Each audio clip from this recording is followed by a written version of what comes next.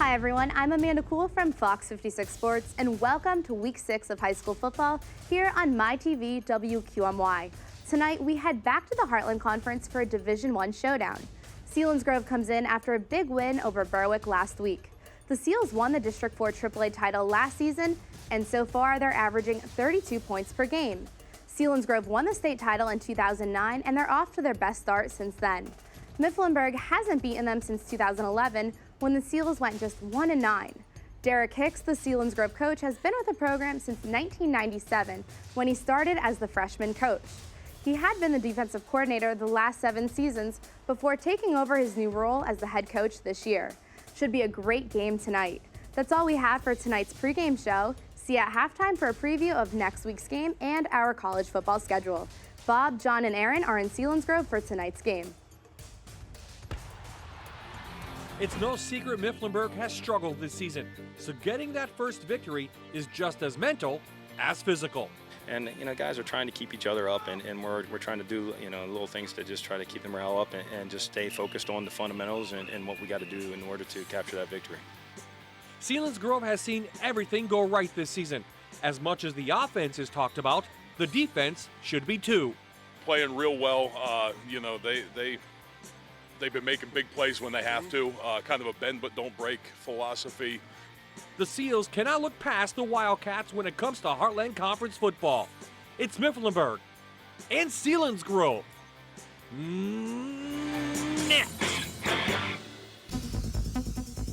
6 foot 5 and all, he's going to reach for the end zone. He gets in, one guy to score. Switches hands, and see you later. He is Fox 56 Sports presents the Rivalry of the Week on MyTV WQMY, brought to you by Mifflinburg Bank and Trust. And the celebration starts on the Delaware sideline. This is Harold Bullock Memorial Field in Selinsgrove. Tonight, it's Pennsylvania Heartland Conference football as Mifflinburg gets set to battle Selinsgrove. Good evening, everyone. I'm Bob I, joined tonight by our Fox 56 Sports crew, including Aaron Dugan on the sidelines, and my partner, once again, John Mandola. And John, let's talk about Mifflinburg first. Tale of turnovers for this team. Really can't get anything going. Looking for that first win of the year. They need a big night from their dynamic duo at wide receiver, including Tristan Martin. Well, Tristan's a guy who has 84 all-purpose yards a game. He's got a couple of touchdowns. Gonna need his touches tonight, along with Zimmerman, to have an opportunity tonight for Mifflinburg. Selinsgrove's pretty darn good. Yeah, Selinsgrove is really good. A big win at Berwick last week, keeping them undefeated. Javon Batts is back, and he's having a great year again. He is a small stature, but a big heart, and he runs really well. Almost 500 yards, 5 touchdowns. Kid could just do it. It'd be exciting to see him on the field tonight. Beautiful day now. It rained before. Will it continue that way? Let's head over now to meteorologist Josh Odell. All right, thank you so much, Bob, for the game tonight. As are most October evenings, it will be a little bit chilly here at Harold Bullock Memorial Field. Selinsgrove hosting Mifflinburg tonight. Temperatures will be in the lower 60s. While I can't rule out a rain shower, most of the game will be dry. It does get cooler for the weekend, and that forecast is coming up tonight on the Fox 56 News. Bob, we'll send it back to you. Thank you, Josh. Can Mifflinburg pull out the upset, or does the Selinsgrove season continue undefeated? The opening lineups and the kickoff are on the way.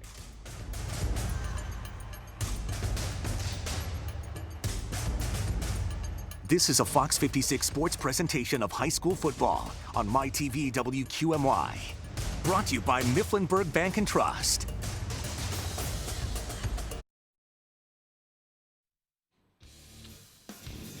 We are back at Harold Bullock Memorial Field. It's homecoming at Selinsgrove, and here come the hometown Seals, looking for that big 6th win on the year.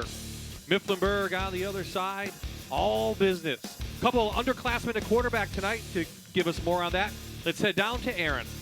Well, Bob, it's a tale of 2 young quarterbacks. Selinsgrove's Logan Leiby, he's just a sophomore. He took over halfway through his freshman year last year. He's got some good numbers, 50 for 77. Now, Josh Foster, on the other hand, from Mifflinburg, he's just a freshman. He kind of got thrown into this position. He's going to throw the ball a lot tonight, but he has yet to get into a rhythm, guys.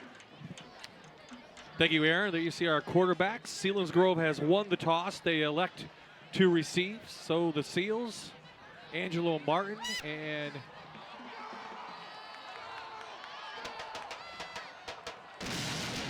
Colin Hope back to receive. We are underway here in Selinsgrove in this Division I showdown of the Heartland Conference. It goes into the end zone, and the Seals will take over on their own 20-yard line. Here are the starting lineups for the Seals. The Northwoods Nissan starting lineups.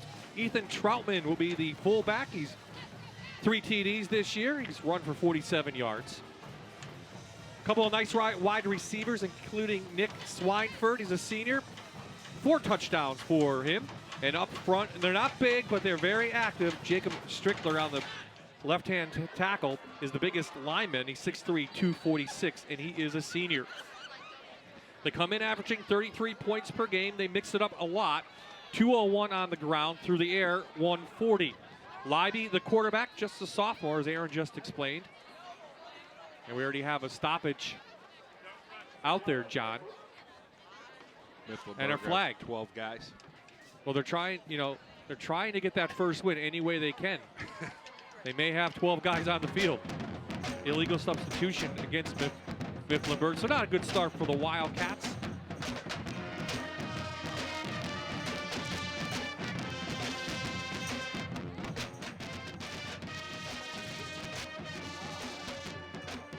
Finally bringing a guy out now. They were kind of still putting their arms up. Hey, you have 12 guys. Well, there are a lot of injuries with the Wildcats, so some guys are in new positions. This is Batts. He cuts through. Tackle made by Martin, number 11.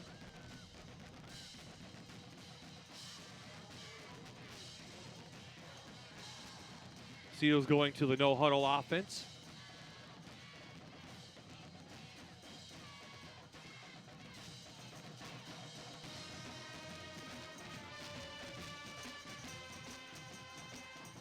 Libby, a little pressure, gets it to Troutman, who's free on the left side, over the 50, inside Mifflinburg territory for Selinsgrove. Wide open over on that right-hand side as the Seals, a couple plays here, look pretty good. Always seem to be one of those teams, Bob, that they're pretty lean. You know, always seem to be in shape, and not a guy that's usually 300, a lot of 250 guys.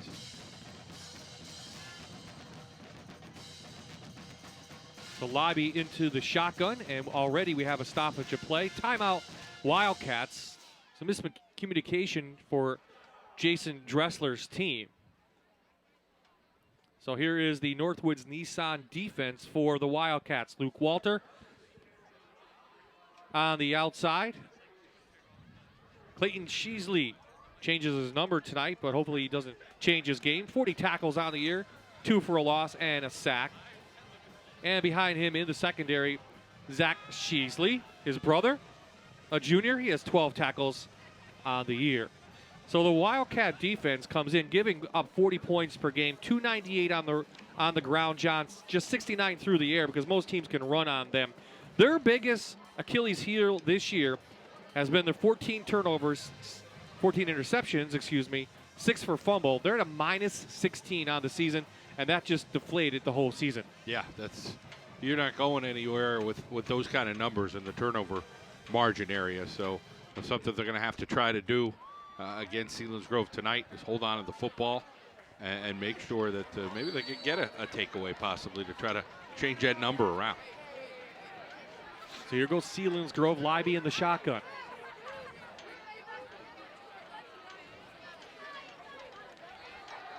Bats with running room, driven out of bounds, up to just outside the 40 to the 42-yard line. Well, one of the things, you're just getting past the halfway point of the season. You want to make sure that things are getting a little bit healthier. You play a physical team. You play a team like Berwick last week. Selinsgrove wants to make sure that they stay healthy. Nice job up front. Guys getting to their blocking assignments. Get some good yardage. Bats, big hole, a lot of speed, up to inside the 20, right at the 20, they mark him down. Javon Bats, a 22-yard gain.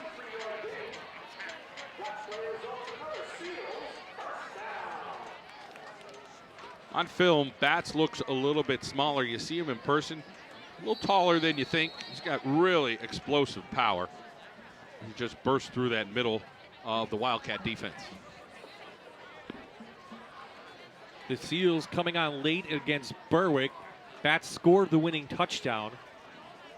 They win at 17-14 at Crispin a week ago. Bats again. Shedding tackles, gets a block. Touchdown, Selinsgrove.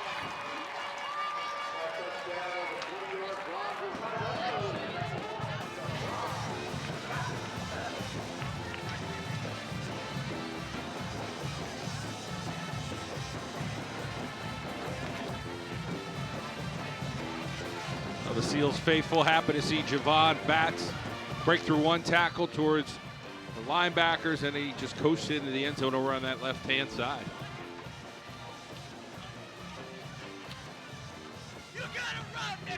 Looks like they might have close to a 2-point conversion. It goes for naught, but Selinsgrove marches 5 plays, 80 yards, and the Seals jump out in front early on, 6-0.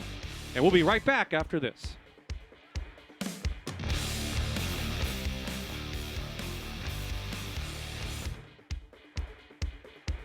This is a Fox 56 Sports presentation of high school football on MyTV WQMY. Brought to you by Mifflinburg Bank and Trust.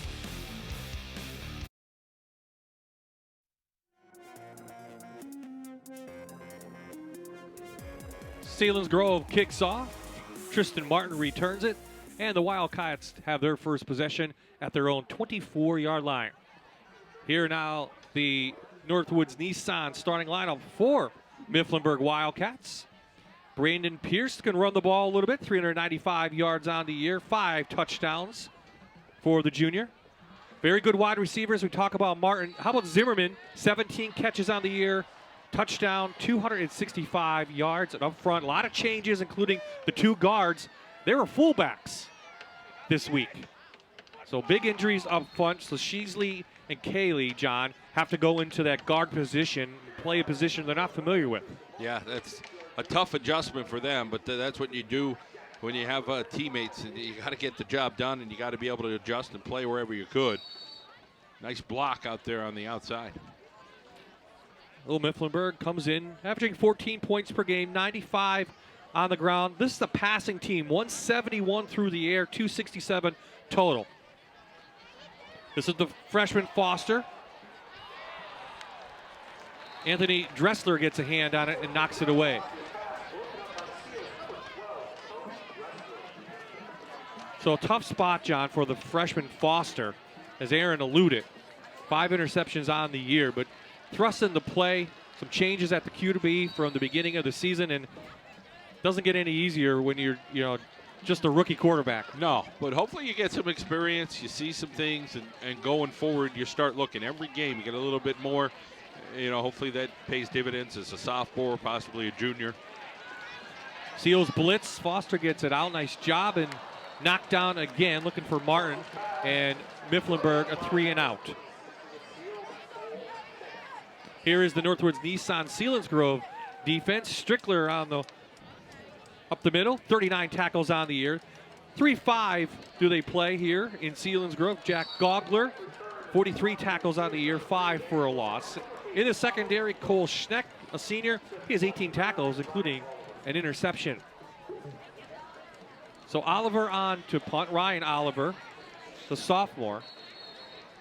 Hoke and Angelo Martin back to receive, and another flag. And another illegal substitution on Mifflinburg. Our referee tonight, Troy Hickman.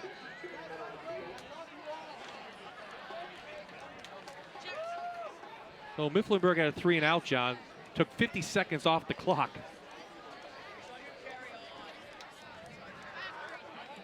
I was thinking this game now is more mental than physical. Yes, you got to keep in the game, and It's really tough. Yeah, and it's early.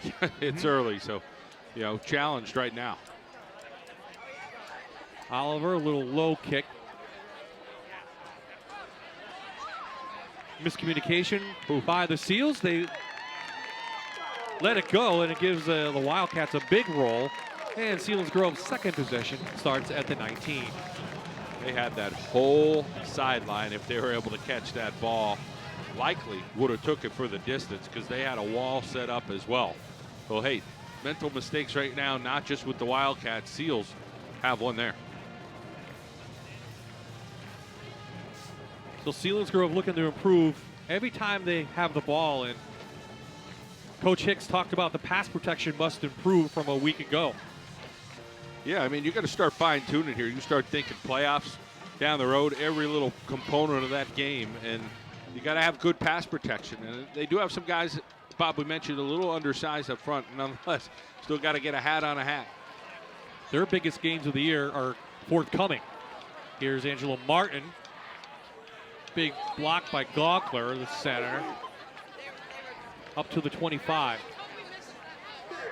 Watching the footwork of that Selinsgrove Seals offensive line, I mean, he really seemed to emphasize those first two steps. So, you know, Coach knows a little bit about offensive line play. And these guys seem like they take some nice steps, just kind of watching what they do to execute, get some positive yardage. Little swing pass out. This is Batts. Slips down at the 40. First down, Selinsgrove. Gain of 16. You need everybody blocking downfield for you. Of course, your linemen have to be quick. Again, you see these guys looking to their wristbands and getting the plays in.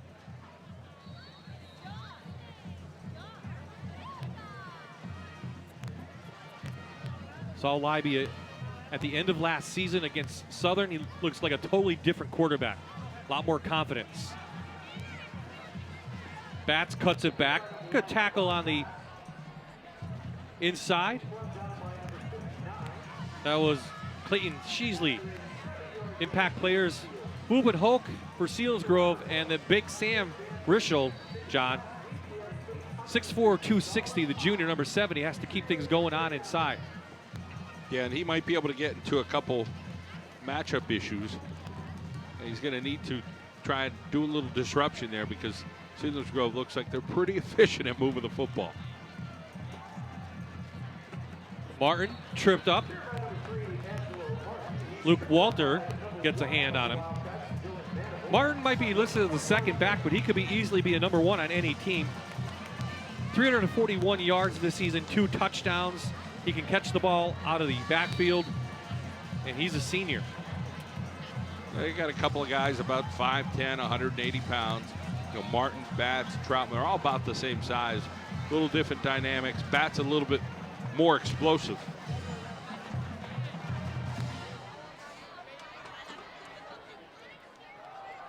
Big gap for Martin. He shoots through. Sheasley, the sophomore, gets a hold of him, and once again, Selinsgrove inside Mifflinburg territory. Coming up at the bottom of that pile. A couple of guys running around here for Mifflinburg, as you watch. Getting in on that, number 26, Kyle Gesner.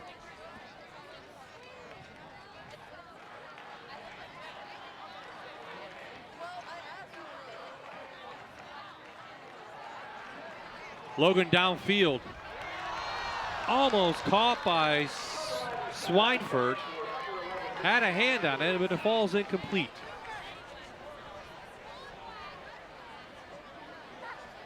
Those are those balls that you'd love to catch in stride, and you know, you're a couple inches away on that one for taking it to the house. Fighting it just a little bit here. You see the post route. Just a little, not in front of him, kind of caught it over his helmet. It was a little tough to handle. Owen Walter, number 15, the junior, on the defense.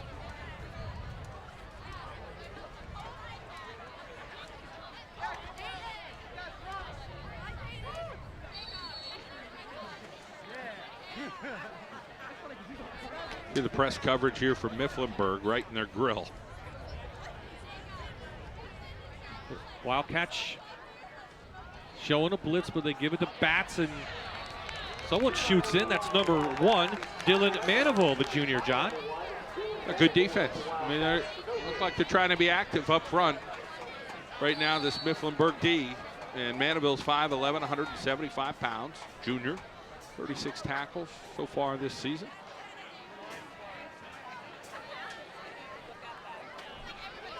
Only one guy ahead of him in tackles this year, and that is Sheasley. So another third down on the way for the Seals. Libby in the shotgun.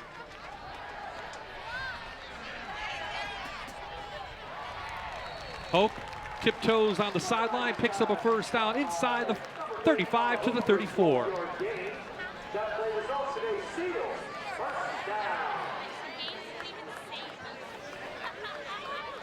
You get Libby rolling out and a very deep out over here to the sideline. Converted that, as you said, Bob, for that first down. So took a little bit to develop, but you get your quarterback able to roll around that corner, and that can happen.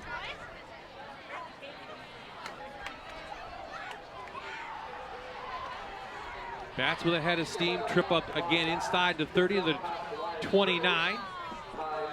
Sheasley again, and saw it a couple times, guys shooting the gap. Coach Hicks wants better gap control. Yeah, and I think he's emphasized that first step with these guys. First two steps for the Selinsgrove offensive line. See the swing of their arms, trying to get that momentum so they can get to where they're supposed to get.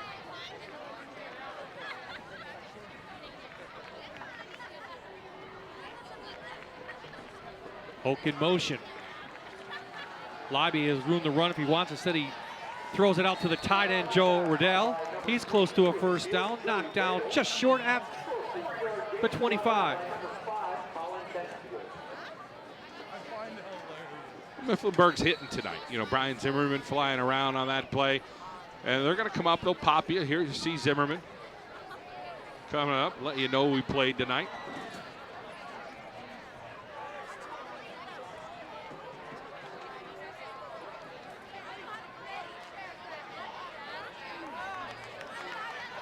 Libby straight through the big 187-pound quarterback, pulling people to the 16.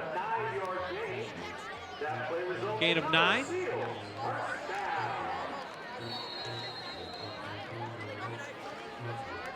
Must be the number. Makes you think a little bit of somebody else who plays at a high level. You're not referencing Peyton Manning, are you, John? Well, he's got the 18. You know, he's got the bands, the wristbands, the big chin strap. He's not yelling at Omaha, is he? Not yet.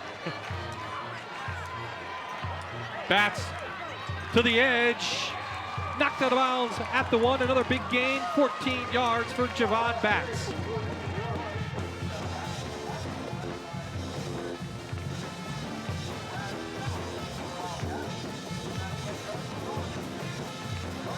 Bats getting around the corner. A little escort over there. Just gets knocked out of bounds. Nice block by Cross Cants for the Selinsgrove offensive line. 5'9", 215 pounds.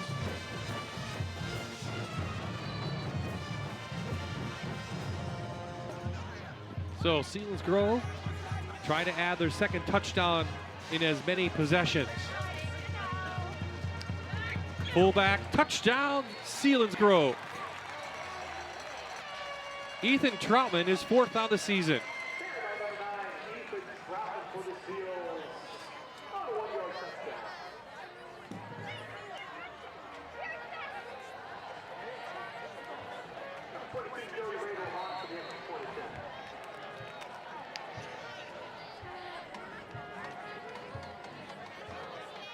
We'll see what Bats was able to do to get this thing right near the edge.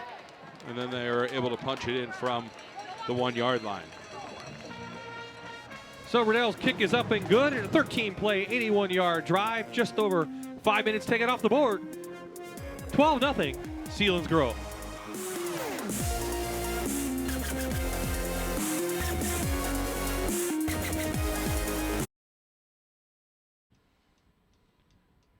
We are back in the Pennsylvania Heartland Conference. Selinsgrove up 13-0. Joey Radel sends this one down. Tristan Martin from his 5. And Martin knocked down, and Mifflinburg will have the ball at the 21-yard line. So, John, here are your impact players. The Mifflinburg offensive line, they already have some changes against defensive end Strickler. Strickler has 39 tackles, 3 sacks. They have to keep him out of the backfield if they want to throw the ball.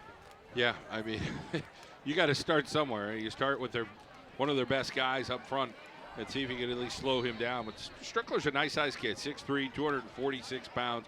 He's physical. So that's one of the things you're going to try to do if you're the Mifflinburg O-line. Wildcat Martin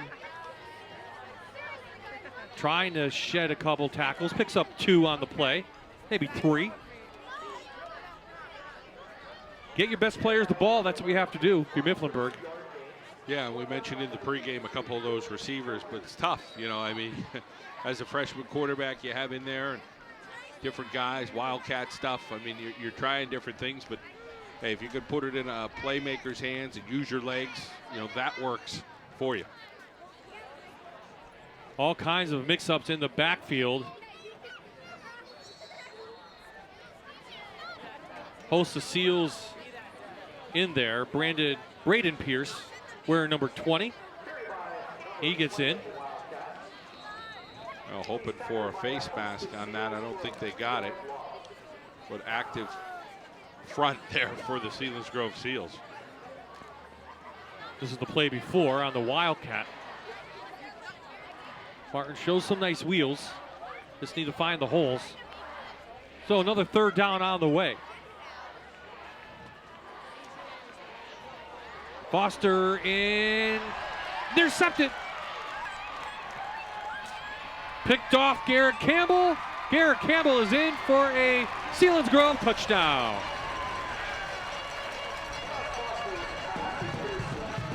That is highlight reel stuff. That'll be a huddle play for that young man. That's what kind of trouble you get if you want to pass it a lot. The freshman threw it into coverage, but nice catch by Campbell. Yeah, he's been just a hair off. And watch Campbell, quick hands. You do that drill all the time. How about that? You're trying to buckle your chin strap down there, and then you knock somebody down pretty hard. So great job there by Jack Gogler. Helped out. 34 yards on the INT. Riddell the extra point. And with 2:48 left in the first, 20-0, Selinsgrove.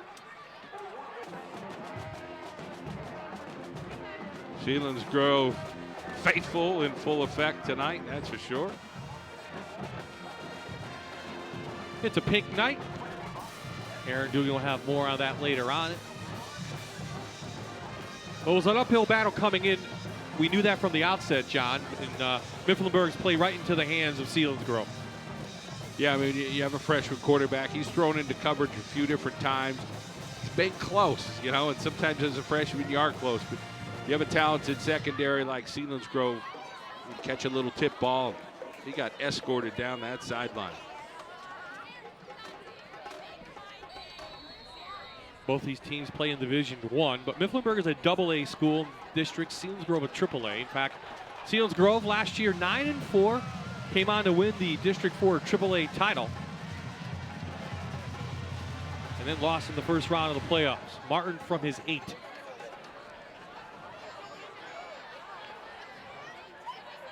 Martin still on his feet, needs a block.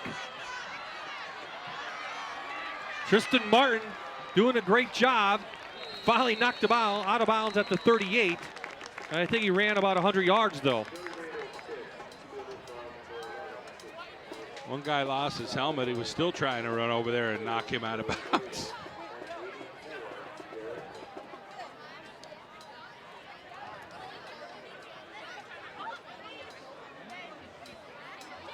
It's a lot of running.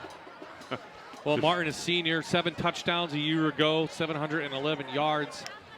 Zimmerman, 738 yards and 8 TDs a year ago. And here comes the blitz on the run. Pierce nowhere to run. Loses a couple yards. Christian Munoz in there trying to force some things. And of course, Klinger did a nice job for the Seals. See him staying home. trying to stay with it, and finally brought down, Bob mentioned, by Dressler, 6'1", 207 pounds. Sophomore, Bob, nice sized kid. Active linebackers.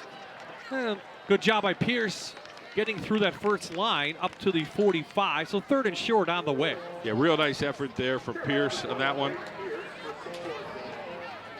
Fighting his way up. Well, Jordan Wagner was the guy a year ago at quarterback. Here we look at the replay again. That was the play before. Jason Dressler not happy, calls timeout. Has some words for his team. We'll stay right here, 90 seconds left.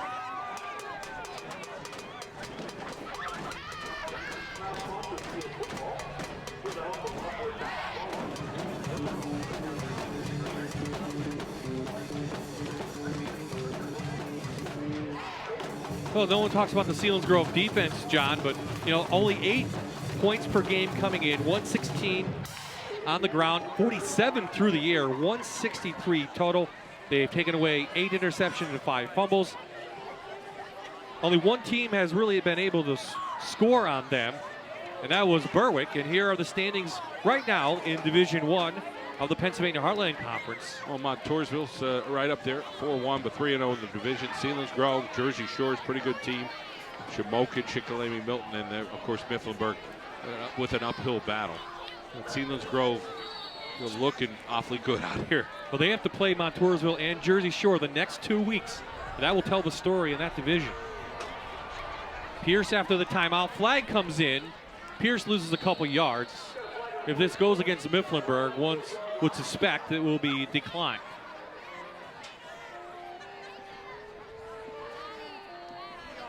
And it does. It is a holding. Repeat. They'll decline it. It'll become 4th down. All right. Holding. Penalty is declined. 4th down.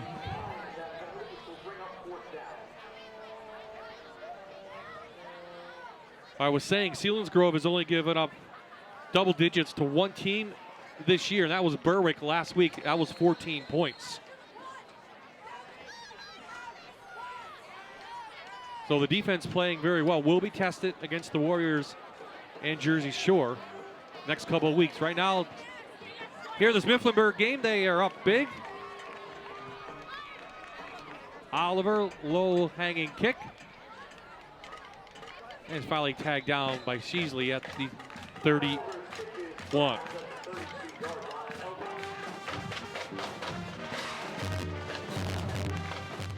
Seals winning the state title in AAA back in 2009. John, you remember that?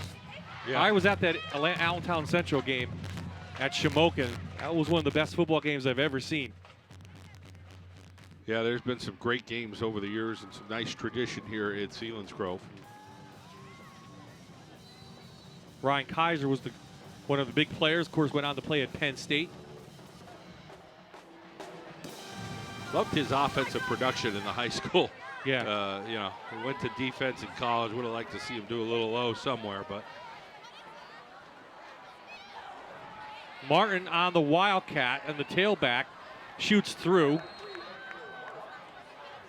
Liking the way Sheasley's playing, John, number 59. Yep, I mean, nice when you get your better players stepping up. And, of course, Clayton Sheasley is a leader for this Mifflinburg team. Trying to get all over the place. He's hustling. See how he closes in there and makes the tackle. So nice job of closing down. That's why he's a leading tackler. That's why he was a fullback going in and shifted to left guard tonight. Little fly to bats and just out of the reach.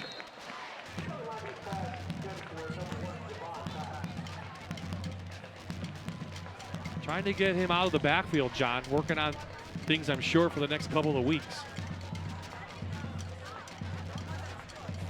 Like to see an arrow route on that where he comes out of the backfield and then kind of cuts right to the middle of the field. I don't think anybody could keep with him on the cuts. They were hoping nobody could keep with him down the sideline, but just it was overthrown. Selinsgrove will end with Southern Columbia November 6th right here. But they have those 2 tough division games on the way. First, Lobby out, finds back in the flat. Has a first down past the 40. Good tackle by Zach Sheasley, or that would have been a touchdown. Well, you're thinking maybe you have something if you're Mifflinburg. You got them in a third and, somewhat okay situation, and they get 1 yard more than they need as Bats kind of just slips that tackle right there and gets beyond the first down mark. Well, Bats coming in only had 4 catches for 59 yards. He already has a couple here tonight.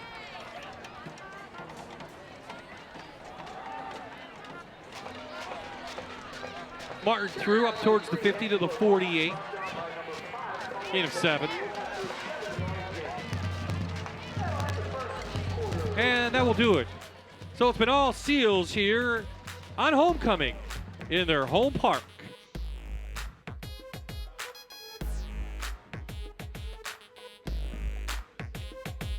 This is a Fox 56 Sports presentation of high school football on MyTV WQMY. Brought to you by Mifflinburg Bank and Trust.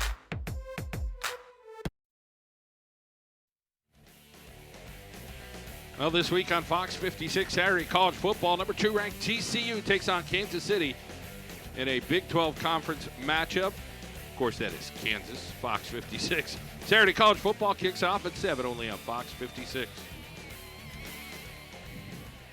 We are back. Javon Batts has the ball. Javon Batts towards the end zone. Touchdown, Selinsgrove, first play of the second quarter. 48 yards.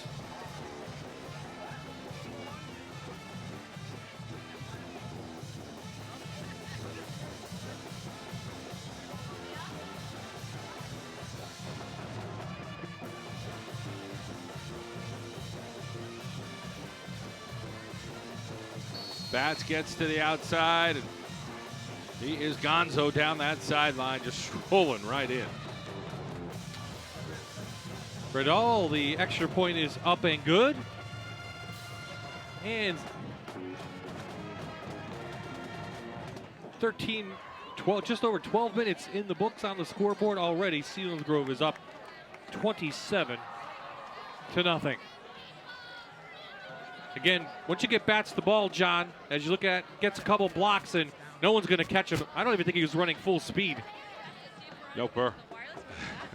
He's in cruise control mode right there. Seals look like they've been in cruise control. Mifflinburg's had a couple of plays, but they've not been able to make the play.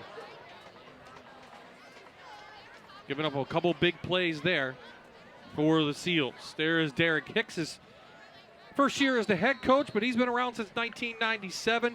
Started as the freshman coach. Then he was the offensive line coach, defensive coordinator from 08 to 14, and Dave Hess left last year. He takes over. He's inherited a very good ball club. This is Tristan Martin from his 6, and he brings it up to the 22.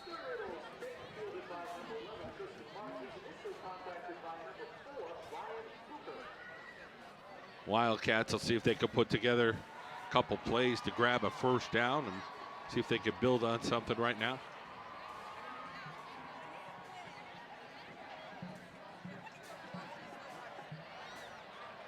Looks like Selinsgrove has brought out the second team defense. Check 1, 2. So we have some new numbers there. Foster back. They're going to go home run ball. Trying to hit Martin. Instead, it's intercepted by Nick Swineford.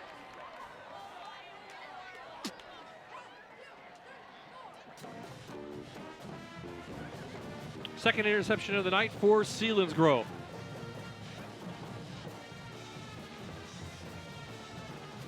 They'll try going for the long ball, just overthrown.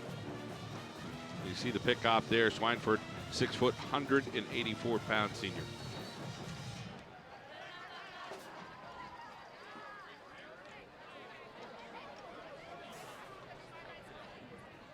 So the Seals come back on. They have the ball at their own 46.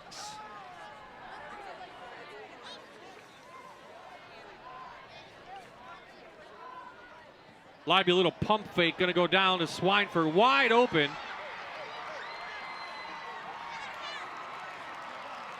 Touchdown, Selinsgrove.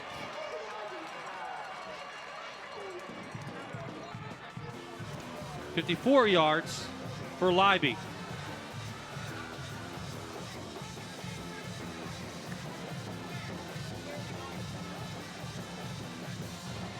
Great protection, and he was just waiting for it down there, Swineford.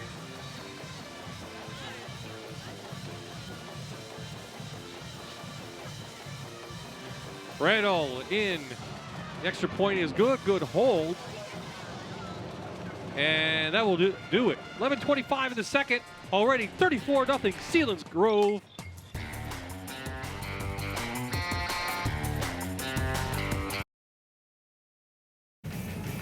Hi everyone, welcome back here on MyTV WQMY. You're watching live high school football.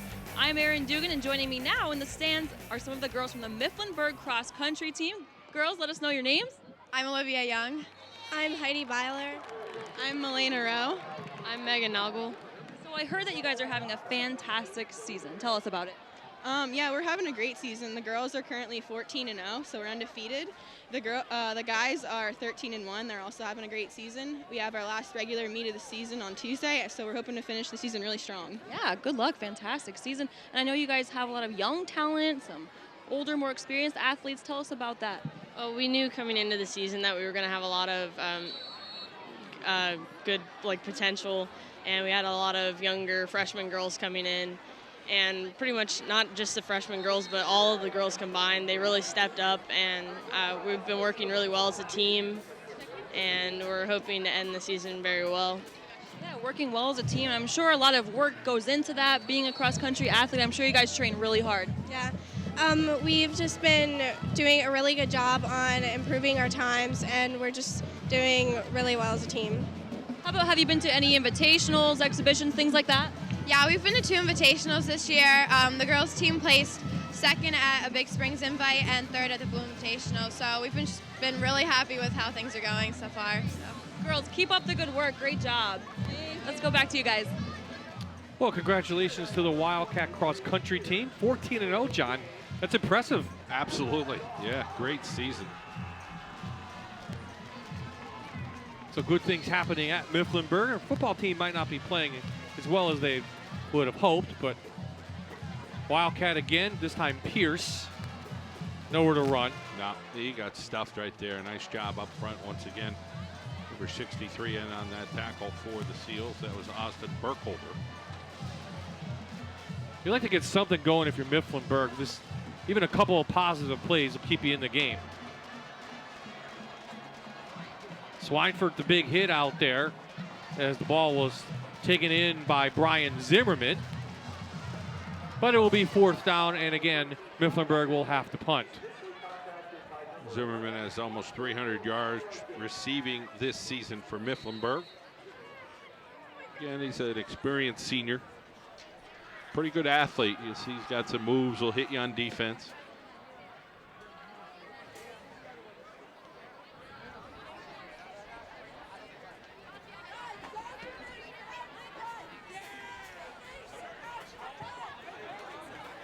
Oliver, another kick. This one is a nice one, high and hanging.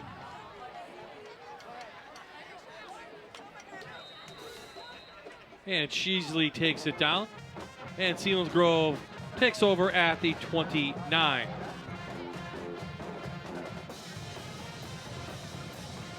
want to thank all of our sponsors, including Sunbury Motors. We're in there somewhere, John. Wait, well, they can barely see your hand. We're in there somewhere. I want to thank Sunbury for sponsoring all our games here in Central Pennsylvania, including tonight's game. And in 2 weeks, John, we'll have Southern Columbia at Lewisburg on a little Thursday night action. That'll be on the 22nd. That should be a dandy of a game in Division II of the Heartland Conference. Really looking forward to that one. Right here, Angela Martin will go into the Wildcat. Selinsgrove still having their first team offense out there as Martin takes it up for just about 10 yards.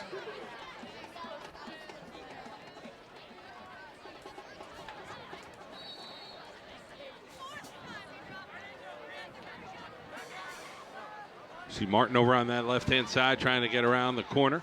Good hustle over there for Mifflinburg.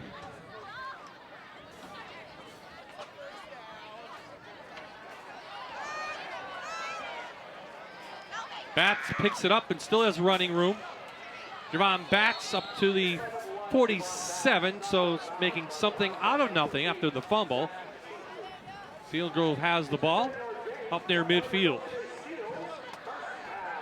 Batts living up to that old adage, better to be lucky than good. He just happens to be lucky and good.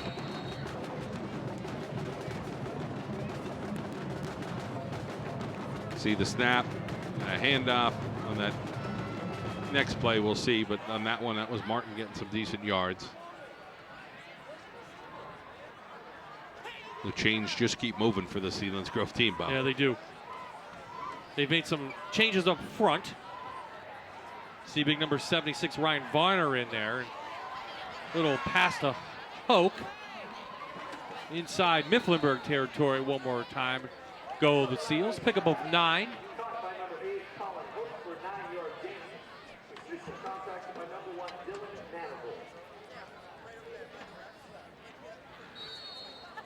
But when you can pass the ball for 140, John, run for 201, it really keeps the defense on their heels.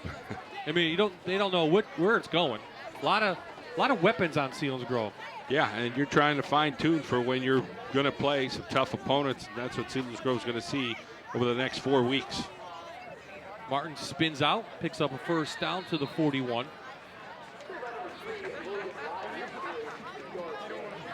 You know, a lot goes into the pacing of your offense. You know, you'll see other college teams maybe pick up the pace a little bit more. I think Selinsgrove's kind of comfortable where they're at.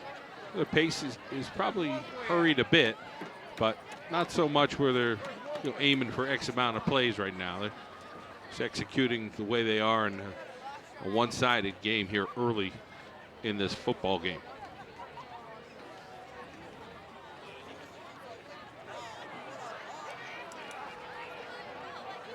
Lobby out to Hoke. Up to the 32. 8 yards on that.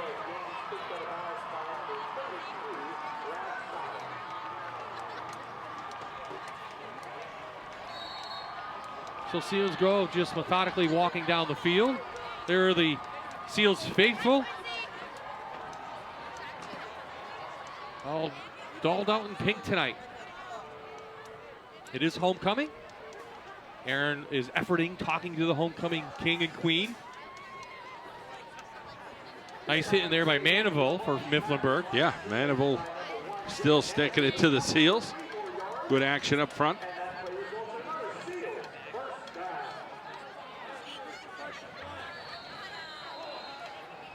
There you see Mandeville making the contact on the inside. His head over to the side. 36 tackles coming in for the junior.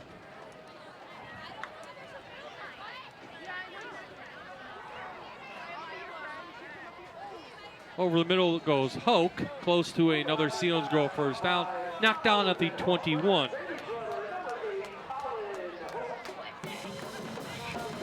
Tackle for Bradley Sowers.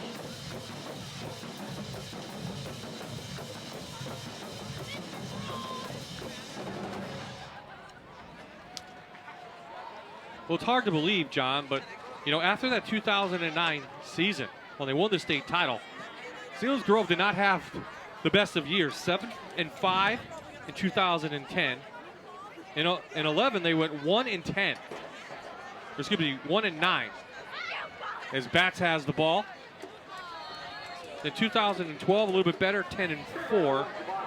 2013, 6-6, and then they turned that 6-6 into 9-4 a year ago, and they win the district title. Well, we seem to have a lot of numbers in their 7th, 8th, and 9th grade programs. here at Selinsgrove. And this year, decent numbers over there on the sideline. We have some schools, AAA-wise, that have some more. Yep. Yeah, it's a big variation, and that's a whole other thing. The classification thing went down this week. We'll talk about that at halftime. A lot of changes down here, and especially in District 2, as you might expect. Libby can run. Instead, he's going to throw the end zone. Hoke is over there. Walter's unable to catch up. Another touchdown for Selinsgrove. 5:55 remaining in the half.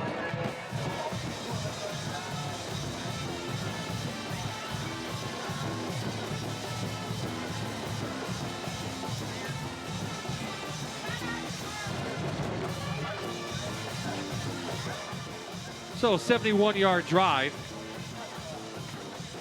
9 plays. They march down, put another 6 up. Riddle in for another extra point.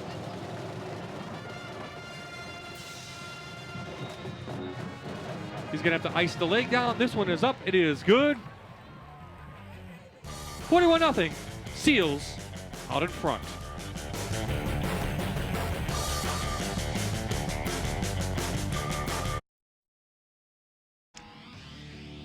This Sunday, the Saints take on the Eagles. Both teams are looking to lock in a second win.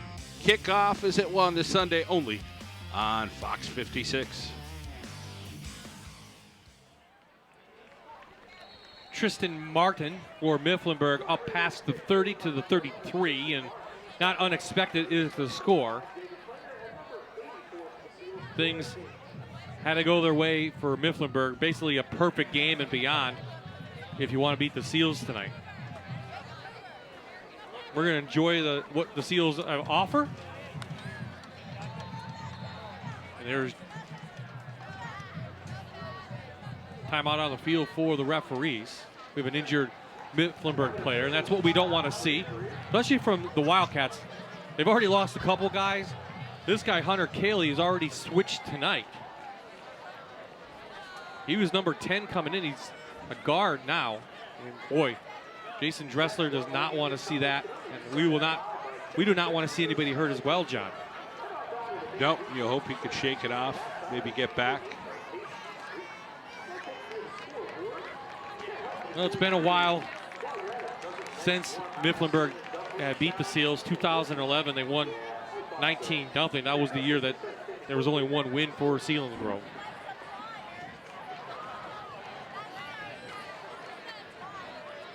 I guess if you're looking for a positive, they're playing hard.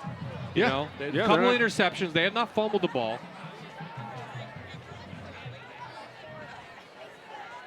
Pearson stood up by Godler, I think.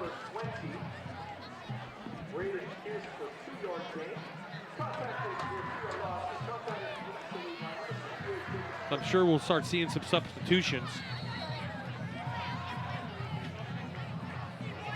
Great penetration by the defensive front from Selinsgrove, led by Strickler, the crew. Central Mountain comes into Mifflinburg a week from now.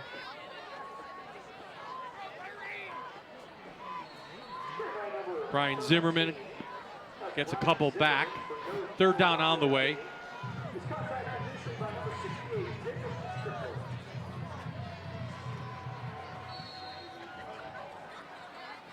I know Mifflinburg had high hopes coming in, especially with Zimmerman and Martin.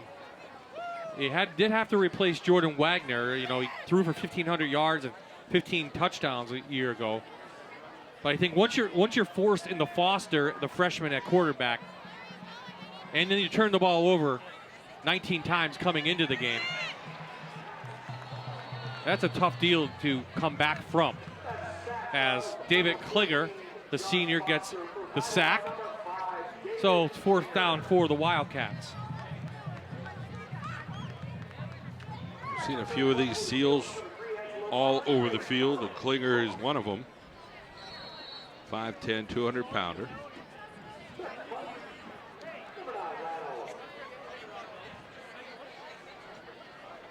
Hoke and Martin back to receive. Oliver again the kick.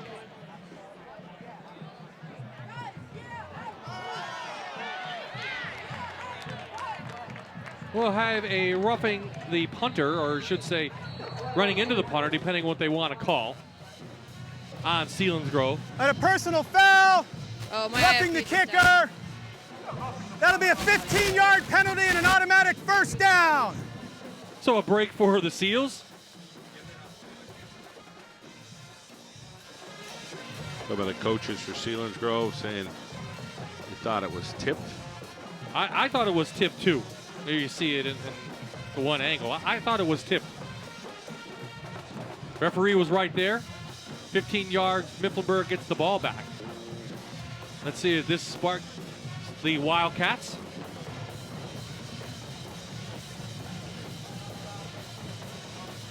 They're up to the 42-yard line.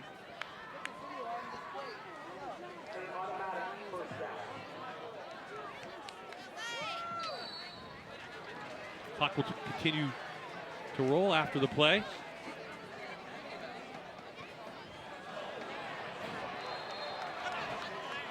Shooting in. Big sack, Jacob Strickler.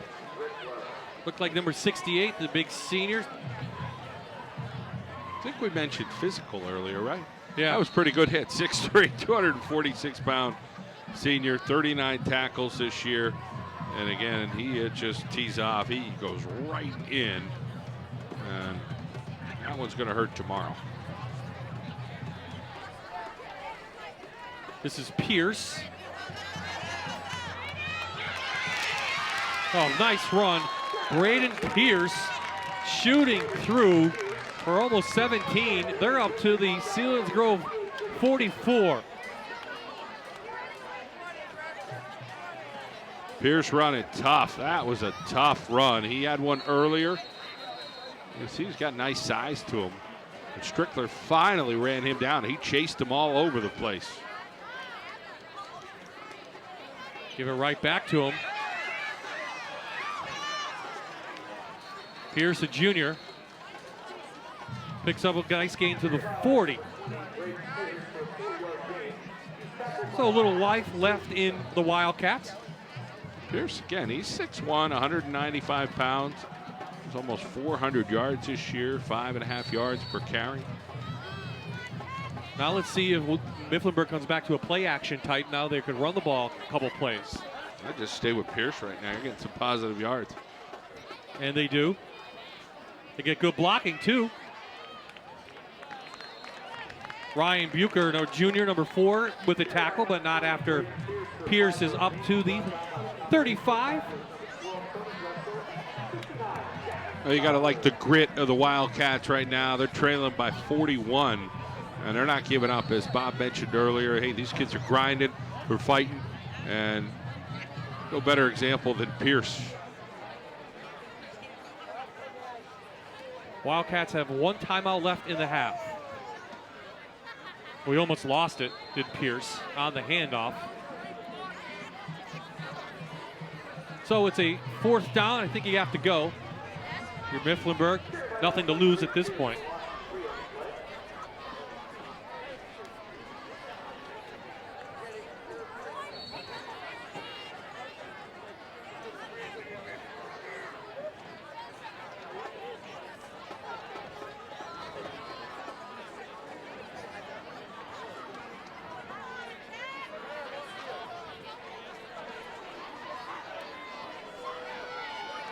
Pierce still fighting on 4th, didn't get close.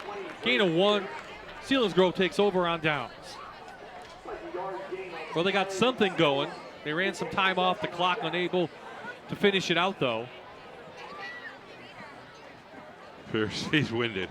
He needs, right now, I don't know if they can afford to give him a blow. You saw before he even carried the ball, he was winning. He's still grinding and fighting, scratching for whatever he could. Wasn't enough. Pierce, he's got to get a little drink here and say hello to the trainer, make sure he's okay. A lot of heart, a lot of heart.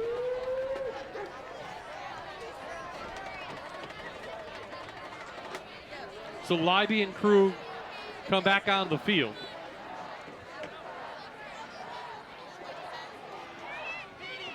Angelo Martin up to the 44, gain of 7.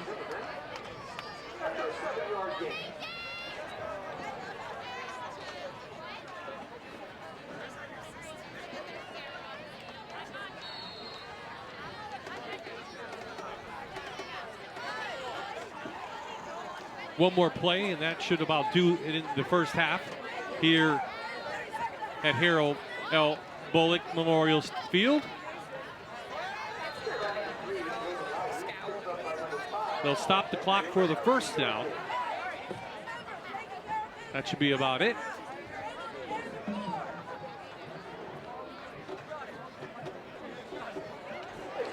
Martin runs hard. Yep. Have some guys go lateral, go north and south. Nice mix of backs in the Seals backfield.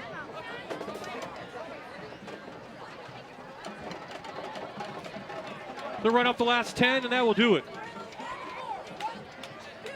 So Selinsgrove comes in, dominates the first half as expected.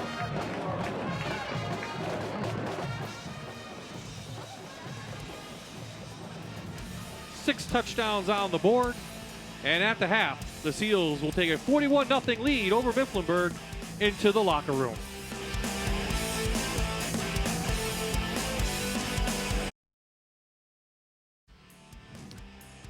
Back in Selinsgrove, the Mifflinburg area high school band on the field entertaining the home crowd. Bob-eyed John Mendola, Aaron Dugan, glad you could stick with us here in Selinsgrove High School football here on MyTV WQMY. Inside the Sunbury Motors press box, I'm Bob, that's John, and we're going to talk about the ruling this week was passed. Some people say a long time coming. Different classifications on the way for 2016. Yeah, I mean, it changes a lot of things, that's for sure. It doesn't really address the charter schools and that type of thing, but it does give you some different things for football, for baseball, basketball, softball. You see the 6 classes. That's going to change a whole lot. And then, as Bob, you get to some of the other sports, there'll be some different classes. Field hockey, 3 classes, I think is good. Yeah, I think lacrosse, too. That was one, a lot of the teams out of the Philadelphia area down towards, Lancaster really have been ahead of the curve. Like the teams like Lewisburg up here, and you make those into 2 classes, and maybe it evens it out a little bit. Volleyball and soccer, that's great, but we're talking football, and the big news was around football. It passes a football only. They went to another vote, and then they brought in the rest of those sports. So for football, let's see, for these 2 teams here tonight, Selinsgrove would be considered a 4A team. So we'll talk about that in a minute. I think we're going to show some highlights first. Well, they did it with defense, and then they turned it into offense as they get the interception, and then they go up top and down the sideline they go. Yeah, great job over there. I mean, just wide open. You're hitting your guys and matriculating down the field offensively. Selinsgrove. They have not punted. They've had 6 possessions, scored 6 touchdowns. Javon Batts doing what Javon does, coming in with 446 yards. He's got a couple of touchdowns. Libby through the air. Finds Hoke in the corner. And this one, a highlight reel interception by Garrett Campbell. He pulls it in. That was the 2nd touchdown of the night. So it's been a little bit of offense, defense, and a lot of Selinsgrove here in Selinsgrove. 41-0 at the half. We'll take a quick timeout. We'll talk some more classifications when we come back here on the Rivalry of the Week. This is a Fox 56 Sports presentation of high school football on MyTV WQMY. Brought to you by Mifflinburg Bank and Trust.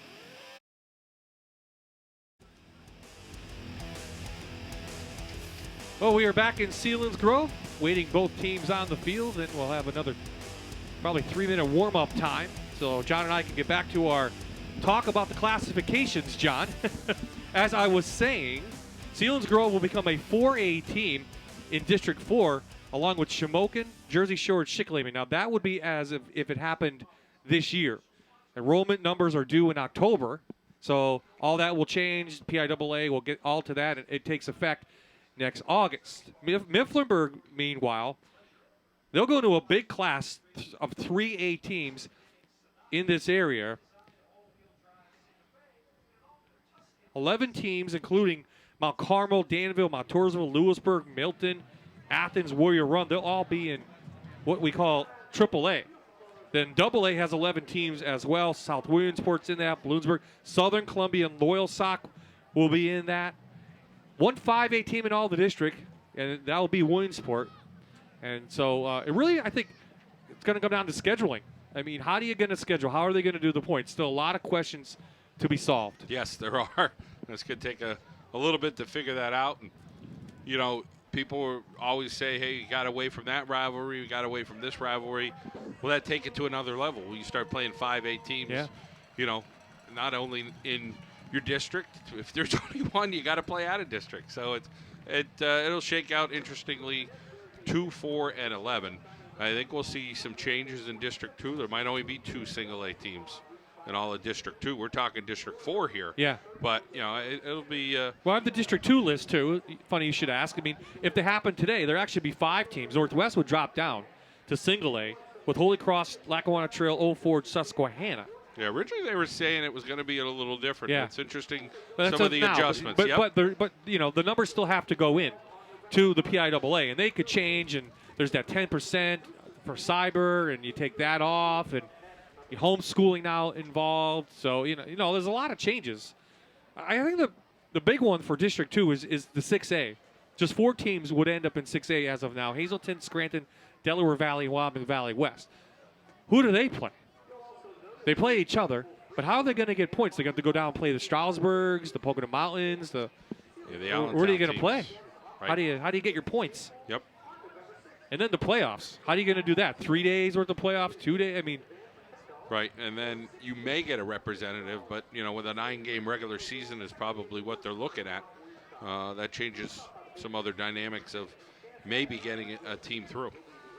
Long time coming, though. A lot of other states have already adapted the rules, so you know they're going to work out the bugs. In the long run, I think it's going to be more competitive, more balanced throughout the state. Yeah, I think the big thing some people aren't happy with is either the private school / and/or charter school, but you know it's hard to please everybody. It's a step, and you know you have to take this step right now. That's mostly in basketball with the charter schools. There's been some fight on that. I think maybe it evens it out a little bit for the public schools. Now you're going 6A. So 41-0 here. Both teams warming up on the sidelines. Aaron Dugan had a chance to talk to Mifflinburg head coach Jason Dressler. Well, Bobby told me that the kids' biggest key to not getting overwhelmed is just focus on play-by-play. He wants them to focus on first downs and getting better as a team. They only had 1 or 2 first downs in that whole first half. He also wants to make sure that they continue to stay physical and not give up. He doesn't want them to play any less hard just because of the scoreboard. He also said the good thing is they do get the ball to start the second half, so hopefully they can get something going and just kind of get the morale up. Yeah, if you don't play at full speed, John, that's when you get hurt. Yep, you got to go at it. And Mifflinburg, hey, they're scrapping away right now, and I'm sure Coach has emphasized, hey, we got to play some football here. No matter who's on the field, number 1s, number 2s, number 3s, it doesn't matter. Let's go out and do our best. Well, they did give up 62 to Mount Toursville, 45 to Jersey Shore, and 49 first game of the year to Southern Columbia. So there are number 11, number 13. 2 of the best players probably on the team. Zimmerman in 13, Tristan Martin. 2 top wide receivers coming in. Unfortunately, they lost what would have been their starting quarterback after game number 1. Stick a freshman in there. Some injuries on the offensive line, and suddenly you're out of games. You turn the ball over, and you're 0-5. So still a half to play here in Selinsgrove. It's homecoming. I know Aaron's going to try and track down the king and queen because we're all waiting for that. And this will be Martin, who has some room. Tristan Martin out in front. He's got wheels. Martin on his horse. Touchdown, Mifflinburg. Tristan Martin.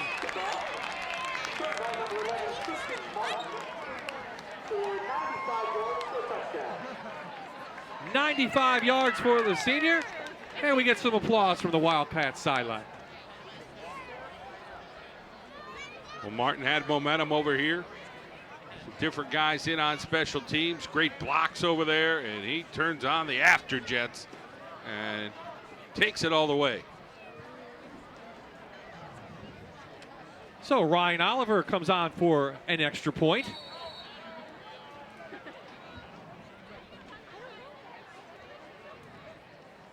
A lot of movement from Selinsgrove. I think they'll be called for offsides.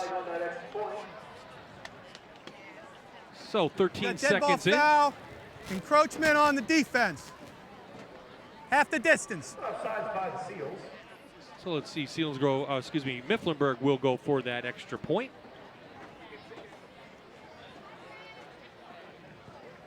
A little bit closer.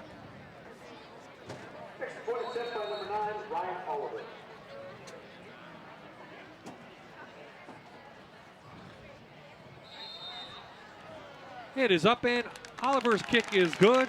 And Mifflinburg gets on the board, and they trail 41-7 right now. Well, John, it's that time of year. Believe it or not, it goes by so fast. We're talking playoffs already. These are the points going into tonight's game. District 4 AAA, very competitive. But you would think Selinsgrove, Jersey Shore headed for one of those matches. East Juniata, not much known about them. They're a little bit out of our area, but they are considered a District 4 team. Yeah, and Selinsgrove, Jersey Shore race is what we're up against here down the stretch. They played last year twice. Yep. Jersey Shore won the first game, I believe, and Selinsgrove won the all-important district title. So that's AAA. We'll take a look at AA and A throughout the evening. That's the way the playoffs started today. But again, both teams have to play each other.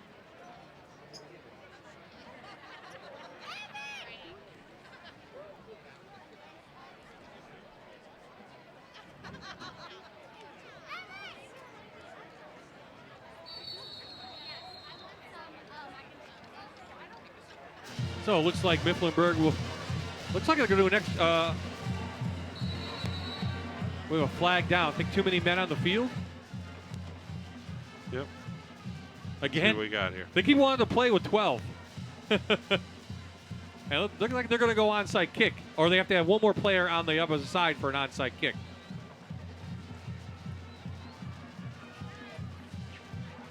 See a communication problem here.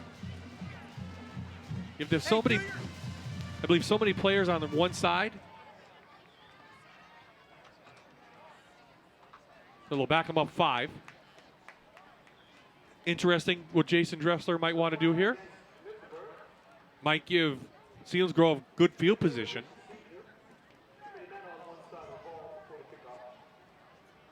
Guess when you're down this big, you have nothing to lose. No, I mean, you could fake it, you could kick it, who knows? I think he's going to kick away now. Yeah, they're backing up.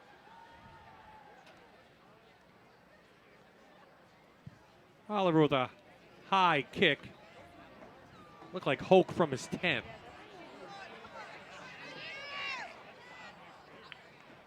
Well, that's number 81, I believe.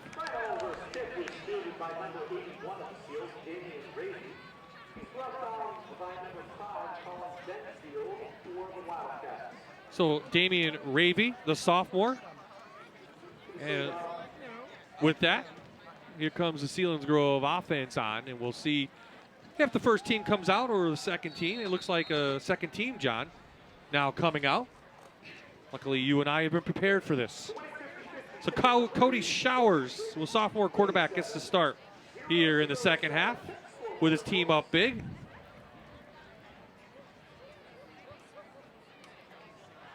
That's Ryan Varner, 5'9", 314, who will deal him the ball.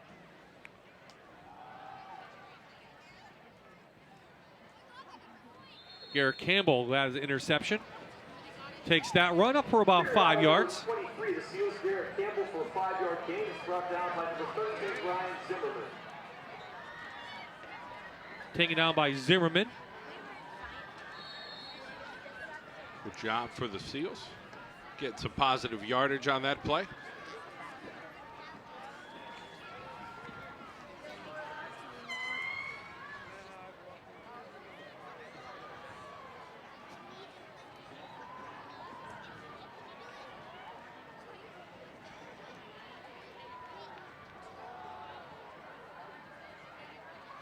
Gamble off his left side.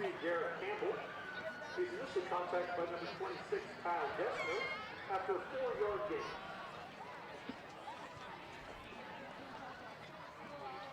There you see Dylan Fogarty, number 53 is in there. Number 52, Adam Ritter, a sophomore. 76, as I mentioned, is the center.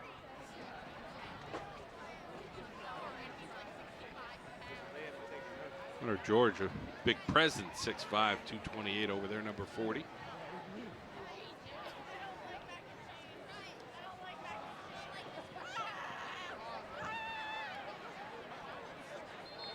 Gamble ridden down.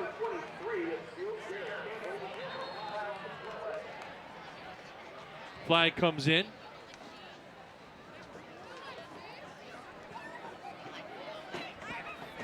Little pushing and shoving after the fact. Dead ball. Dead ball. Unsportsmanlike.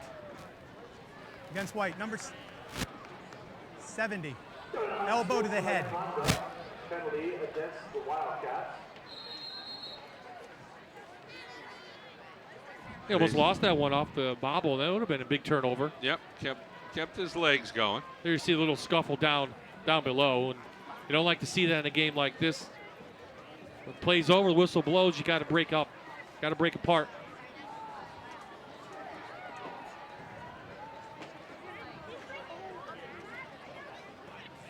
So this gives the Selinsgrove ball inside Mifflinburg territory at the 44.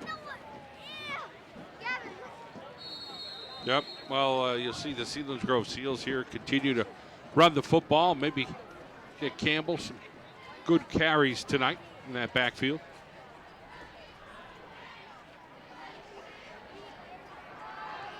Showers' little flip pass. Out to Ricky Cope, 5'8" sophomore. I like that short passing game, kind of acts as a run. Get you 3, 4, 5 yards, keeps the clock moving for your offense when you're in command like they are. Again, they don't want to have anybody hurt as they'll head to Montoursville next week.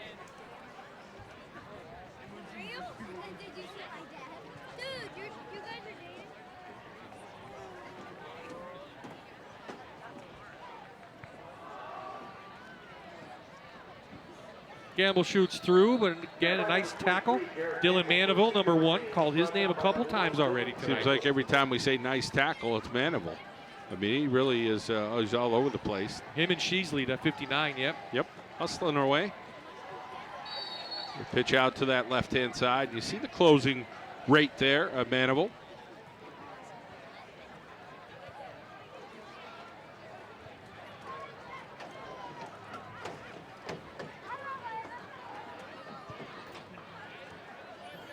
Tight end left-hand side.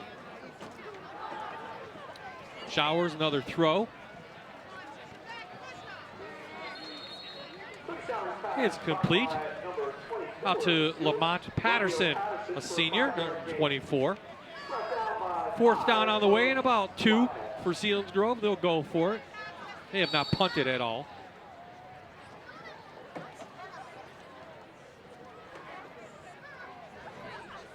Here, let's look at that play again. Oh, the play before that.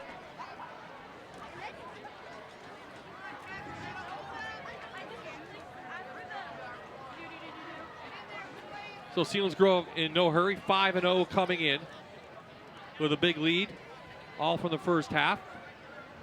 Fullback through.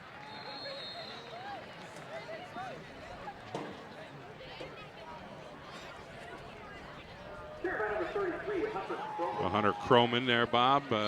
Nice job holding on to the football. So trying to pull that thing down. Another first down for the Seals.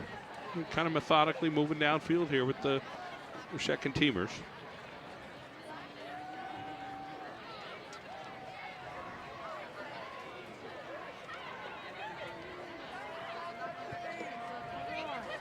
Great experience for these young men. Hey, your real game time situation, get your plays off on time. And of course, now we have a timeout coming out, but that's what you want to do, fine tune it. Timeout called by the Seals. Timeout Selinsgrove. We'll take a quick timeout ourselves. 6:09 left in the third.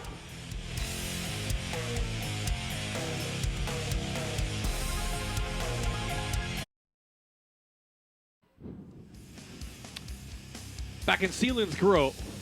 Clock rolling here in the third quarter. Aaron Dugan, John Mendola, and myself, Bob Ide. Glad they could join us here for another week of high school football. John, believe it or not, it's week number 6. Always flies. Yes, sir. It always flies. 4 to go after this in the regular season. A lot already has happened this year. So pitch to Campbell. He fights for no gain. Third down on the way for Selinsgrove.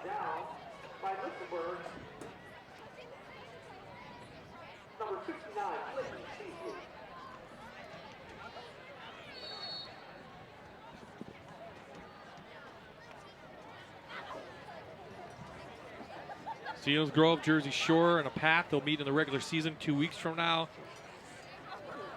And you would have to expect they may meet in the District 4 AAA title for the second, maybe third straight year, should say. Showers takes a huge hit by Martin. And Tristan Martin, the senior, continues to play. He's short of a first down, just out inside the 20. 4th and 1 on the way. Little bell ringer. Yeah. Rolling, rolling, rolling. Gets out to that outside. Chased. And then ouch. Senior meets sophomore. I like to see them get it to Hunter George. What'd you say? He's 6 what? 6'5". 6'5"?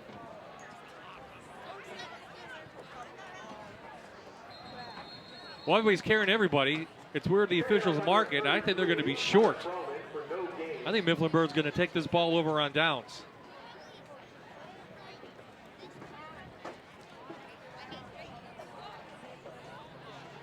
Well, this one's a little obvious. You know, we've all seen the offensive linemen pushing their guy. How about a little pulling? Dylan Fogarty trying to help his teammate Campbell.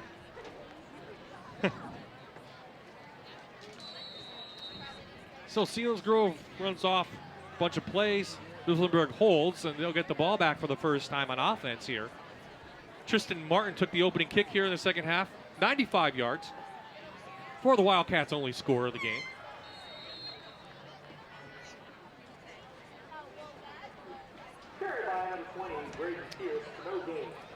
Pierce for no gain. Pierce, a junior. He's run tough tonight. But Mifflinburg really unable to get anything going on the offensive side of the ball.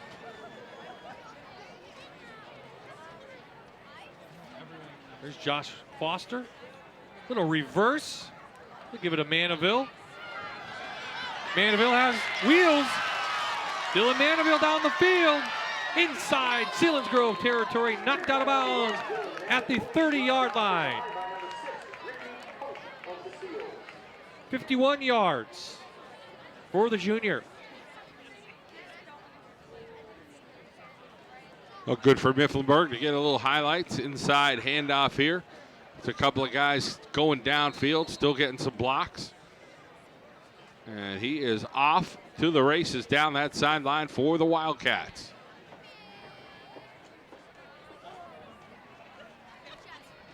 They mark it and the clock starts. I thought he ran out of bounds. So a little life for the Wildcats. Here comes the blitz. Quick little draw. That's Walter, number 15, Owen Walter, the junior. Up for another first down at the 20, it looks like. Oh, he keeps it on the Wildcat. I apologize.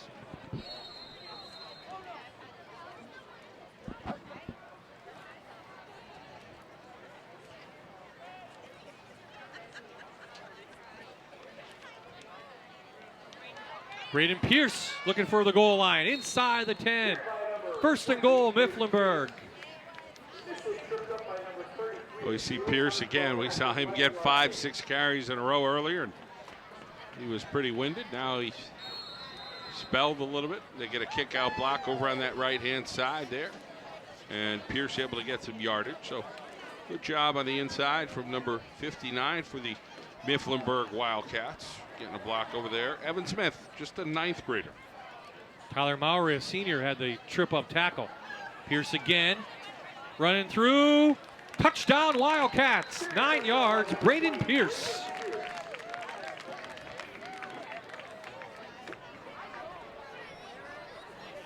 Got chipping away.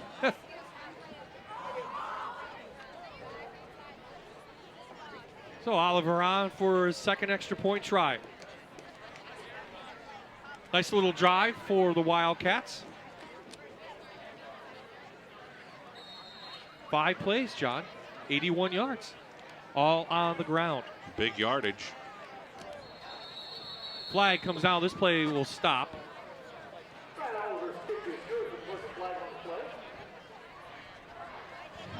Dead ball, encroachment on the defense. Dead ball foul outside against the Seals. We'll have another offense.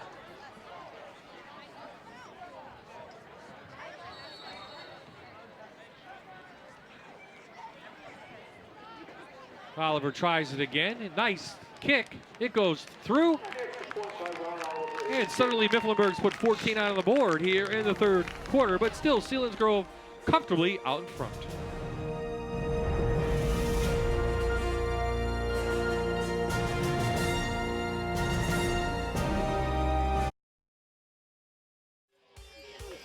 Hi, everyone, and welcome back to Selinsgrove. We're having a blast over here with the Selinsgrove student section. They're pretty nuts. Yeah!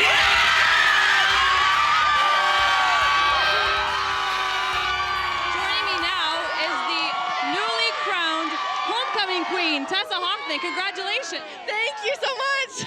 Tell us about some of the activities you're involved in at school. I'm here. I play field hockey. I'm in FBLA, Cafe Club, and American Sign Language Club. And how about your future plans? What do you plan on doing when you graduate? I'm actually going to attend Bloomsburg University and continue to play field hockey. I'm not sure what I want to major in yet, but I'll have time to decide. That's awesome. They have a fantastic program. You'll have tons of fun. Yeah, I will. I'm excited. Yeah. Now, you guys, it seems like you have tons of fun over here. The team is doing extremely well this season. How much fun do you have in the stands? We love to have fun as a group. It's just a great time to be with the kids in your classes and everything, and we love supporting the boys. I mean, they make it easy. They score touchdowns, and we're cheering for them. Nice job. I know I put you on the spot, but you did great. You did great. All right, let's send it back to Bob, guys.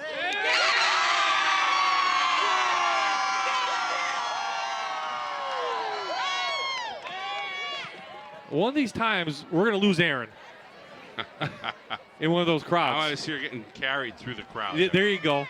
We'll have to call for that our next high school game. Campbell, inbounds. Garrett Campbell streaking down the sidelines. 52 yards, Selinsgrove, touchdown.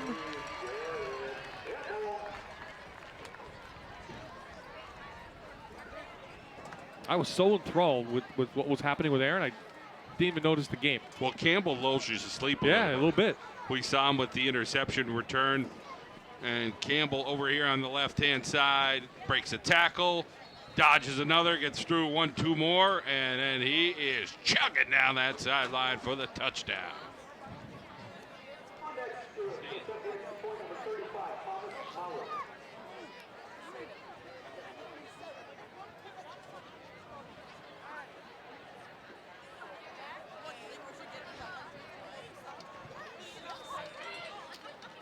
Extra point was put up,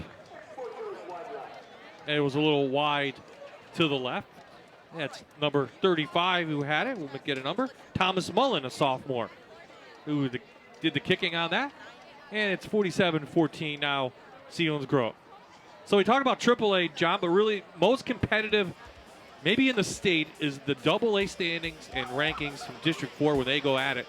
I mean, Southern Columbia, Lewisburg, Loyalside, Montoursville, Athens, and then all of a sudden you look up and there's Troy out of the northern tier. Yeah, and Troy has put together a couple good years. Now, they have a tough test tonight. They're playing Wellsboro. Okay. Wellsboro had them early in the game. So, Wellsboro lost a heartbreaker 27-26 to Athens last week. But yeah, they'll have to contend with that. But Southern Columbia, I think if they're able to point out against some of these AAA teams, I'm sure it'll work out. Long way to go. Thing with Southern, stay healthy. Yes.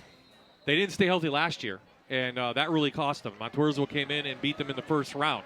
And they went on actually to win the district title.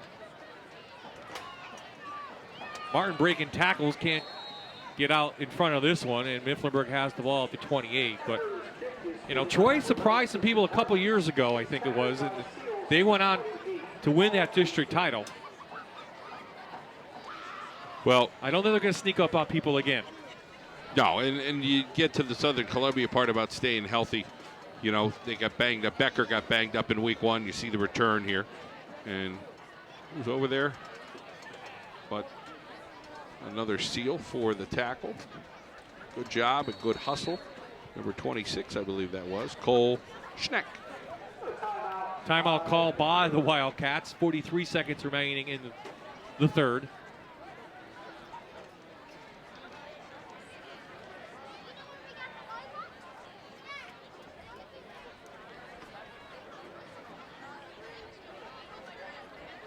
And then there's single A. Wellsboro out in front. They lost their quarterback, but they're still putting together a nice year. Muncie, South Williamsport, Sale, North Penn, Mansfield. People were talking about them early on in the season. They've fallen off a little bit, losing 3 games, but still in the thick of things. District 4A. Now, they play, the winner of District 4A will play the winner of District 2A.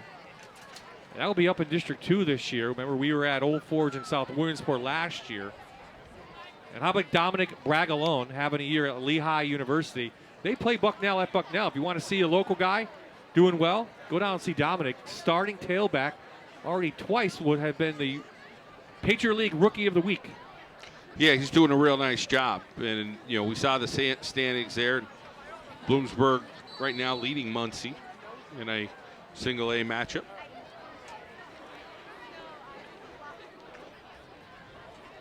So Mifflinburg back to the ground. Good job there from Selinsgrove, bottom of that pile. Jack Goglin. Michael Warren, a freshman, gets a handoff.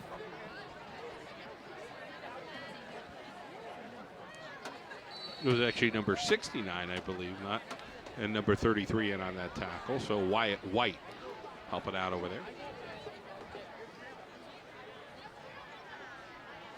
Tried a little handoff again inside. Mandeville again has running room.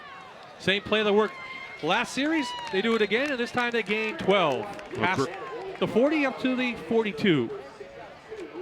Great flush down block. Owen Walter helped seal that corner. And that will do it, John. 3 quarters in the book. Still, Selinsgrove out in front, big.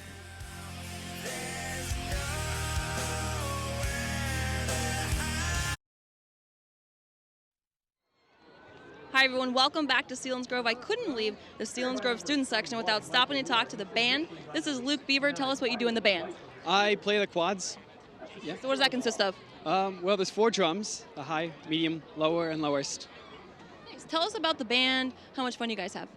We have a great time, whether it's out in the field or up in the stands. I mean, we're a big party.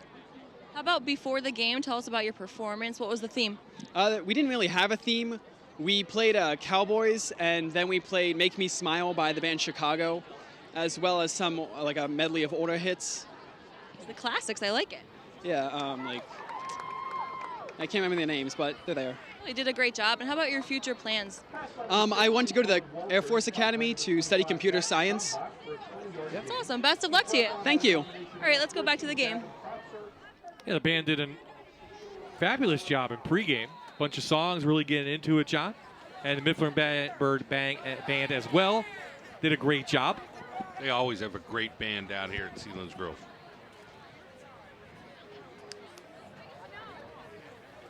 They also have a very good field hockey team, as they have had through the years. On the Wildcat, Walter makes something out of nothing up to the 40. Active over there defensively, Hunter Croman.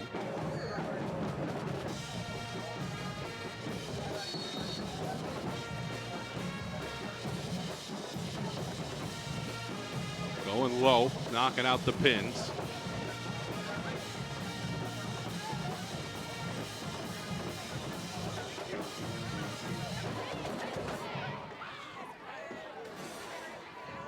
There's that band. Great numbers. Trying the inside reverse again. Running downfield. That's number.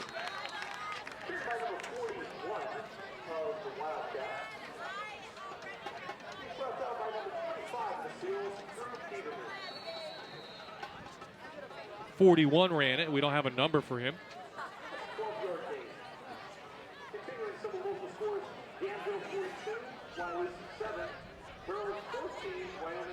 Caleb Underhill, we're being told. So Mifflinburg putting a little drive together here in the fourth quarter.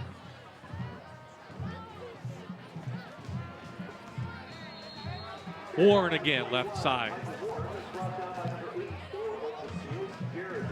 White.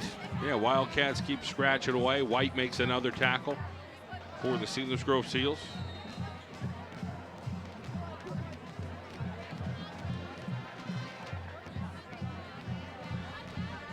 So Selinsgrove will be well rested. Montoursville, they'll play next week, is all over Milton tonight. So their starters will be rested as well. So that game will be in Montoursville. Walter, he's the backup quarterback, lays it out. It's caught down at the 5-yard line. Nice catch. Number 25, Zach Schambach, the sophomore. First and goal. Nice job. How about this execution? Right there. Get a good biffle over there. Just got that tootsie toe in. Nice high throw. So Mifflinburg knocking on the door, trying to add a third touchdown here in the second half. Warren threw. Nice hole to the 2.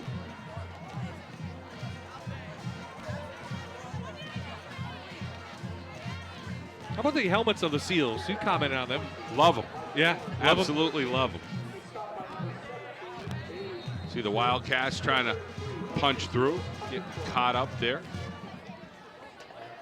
They're a little bit different, the helmets, than a couple years ago from what I remember. Oh, yeah. Nice shiny. A little tougher looking. Yeah, tough. If you can make a Seal look tough. Yep, I didn't hear a whistle till late. They're going to call him down at the 1-foot line. No touchdown, but 2 people see that totally different. Yep. Somebody will see a touchdown, somebody will see a fumble. Maybe a third person will see him just shy. That's what the officials saw. You see here. Running. I believe his knee goes down. Let's check. Does his knee ever hit? See our crew, it does not. It doesn't, no. His knees hit the player. Yeah. He was never down. That's what I thought. But did he cross the goal line? Yeah. Well, third down, Warren tries to get in. No signal yet. Bench thinks it's a touchdown. Referees say, no, you're stopped 6 inches short. Fourth down on the way for the Wildcats. The one coach over there, he just keeps putting up his hand. A touchdown every play.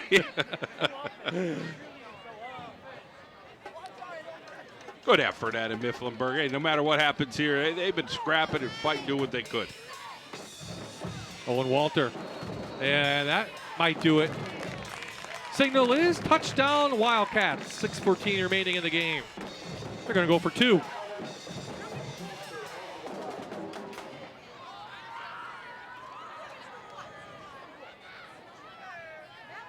So nice little drive put together in the fourth quarter by Mifflinburg.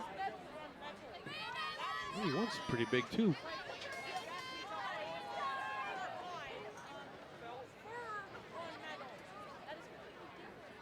So big number 81's out there on the right. Let's see if they lay it up. No, they go a little crossing pattern. Instead, 84 on defense. Jared Inch knocks it down, and that will do it. 27-point lead for Selinsgrove. We'll be back in the fourth after this.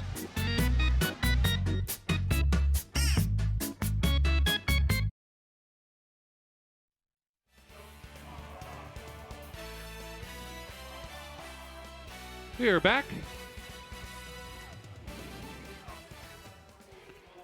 And number 81 return that one up.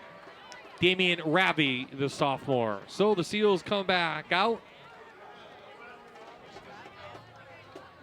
They'll have it at the 29-yard line. 6:04 remaining in this game. Comfortably out in front are Selinsgrove. It's 41-0 at the half. Mifflinburg's been able to put up 3 touchdowns in the second half.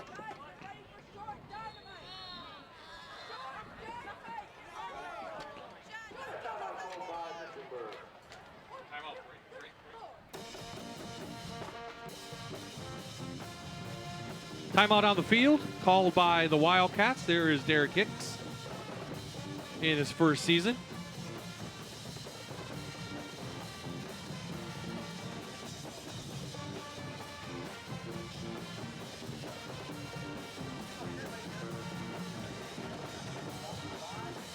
So add another victory most likely here tonight, John. And here's the 5 others that we had talked about. Start out with Central Columbia. Mount Carmel, 30 guys in all, has been the surprise team, I think, in our area. Chickalamy, Shamoka, and Berwick, a big win in Crispin Field a week ago. But Mount Carmel really put a scare in him right here. They did. Now, Southern Columbia's totally handled Mount Carmel tonight. But, yeah, they had a few weeks together, putting it all together. But Southern Columbia with Becker, quarterback, he's a different cat, that's for sure.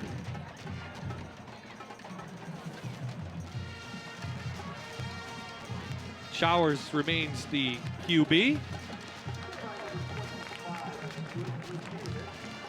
Shooting in was Zach Schambach, sophomore, and make a tackle. Number 25 on number 25.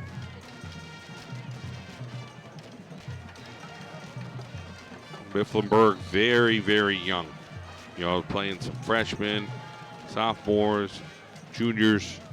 These guys will get their feet wet. You know, be able to make some plays. Hopefully going forward, we'll do some stuff over the next few years.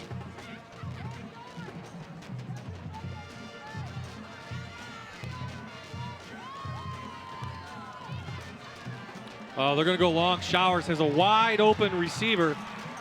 That's Lamont Patterson, and Patterson's going to go in for a long touchdown. 73 yards. I think there's a flag down. This may be coming back.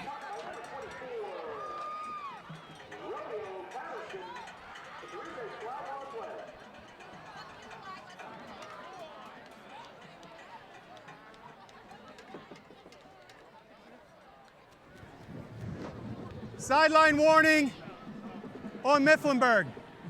It's not coming back. Touchdown, Selinsgrove. 73-yard pass. Showers to Patterson, and here's the touchdown again. Wide open one more time. Seal receiver gets behind the Wildcat defense. And that's it, 53 points right now.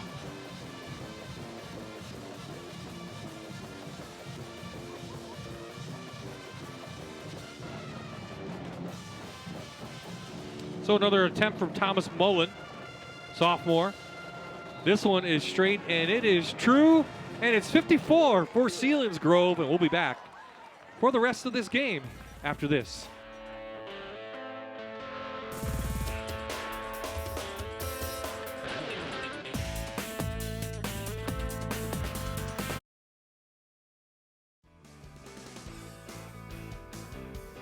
John and I back inside the Sunbury Motors press box here in Selinsgrove. The Mifflinburg fans and faithful still sticking around a little bit, and you see how small the press box is, John. Word has it they're getting another one on the opposite side, a little bit bigger. Nice. We'll have to get them come back next year then. Yeah, the stadium just always looks a little prettier every time you get here. Do a nice job down here. Scoreboard is looking good. Of course, a little fog before I like the game. track too. I like the track. Yep. Yeah. Well, Erin Dugan is on the track, and she's going to give us a little lowdown on what's coming up on the Fox 56 Sports Show. What do we have, Erin?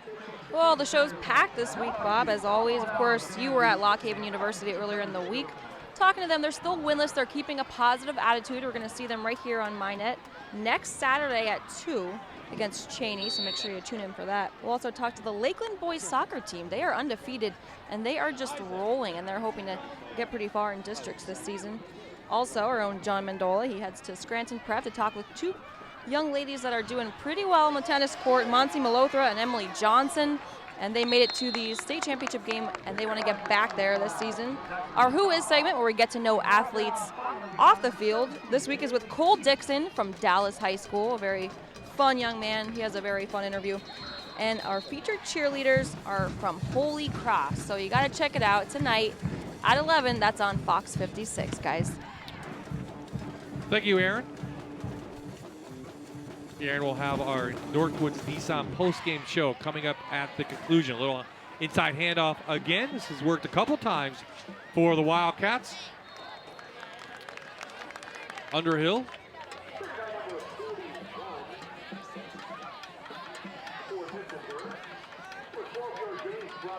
Reverse the action. Take it over on that left-hand side. Good enough to move the chains for the Wildcats.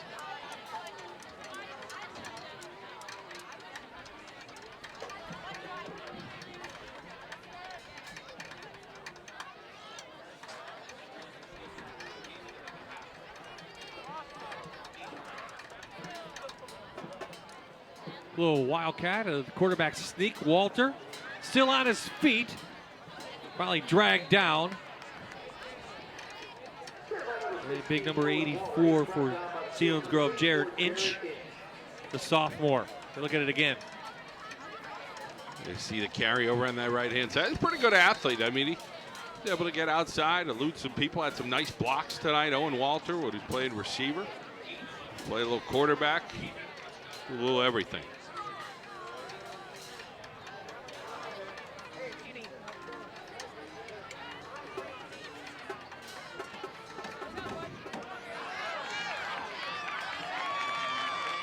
Off to the races goes Zach Shambach.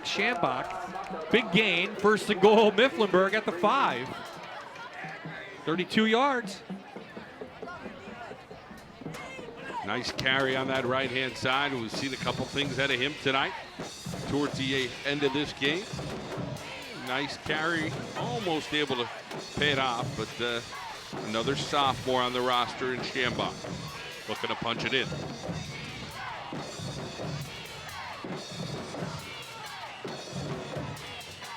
Headed towards the end zone. Shambach to the 1.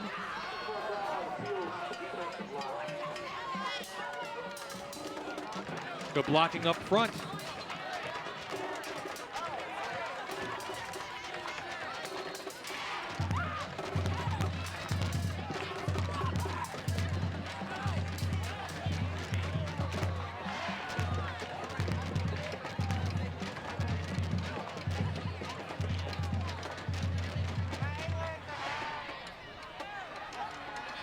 Try for a third time. This time, one of the defenders shot in for Selinsgrove. Bogart on the tackle. She shot, as you said, shot right in. Not much of a chance. Bogart just got him right before he got to the end zone. Third down on the way. Under 90 to play. Here in Selinsgrove, a game dominated by the Seals early on, 41-0 at the half.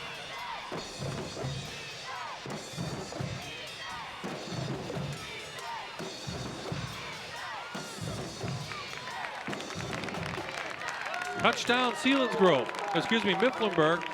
Michael Warren, freshman.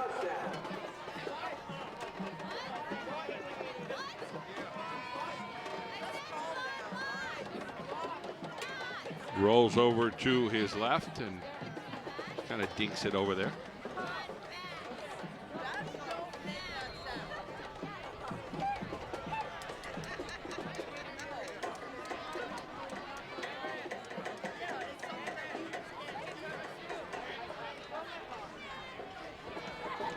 So the 2-point conversion thrown out of bounds. goes incomplete. And the score is now 54-26. Here's Mifflinburg's schedule the rest of the way. Next week they host Central. Then they're on the road for Milton and Shamokin, and they're going to end their season up at Bucknell. That's where Lewisburg will play November 6th. Selinsgrove, and we talked about, they have 2 big games within the division in the next 2 weeks. They travel up to Montoursville next week. Then they play Jersey Shore. And then they end with Milton and Southern Columbia.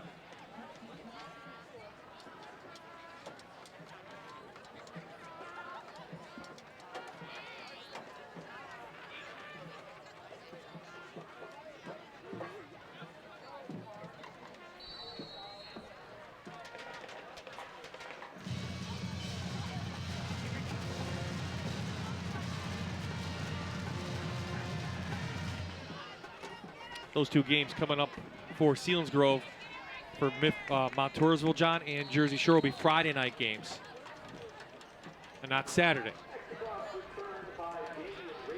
So under a minute to play.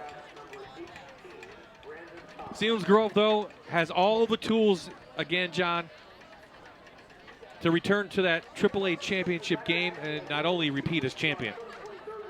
Yeah, I mean, they have just about everything. They have quickness up front. They got great athletes, quarterback roles, defenses all over the field. So good coaching. You know, they seem like they have the total package.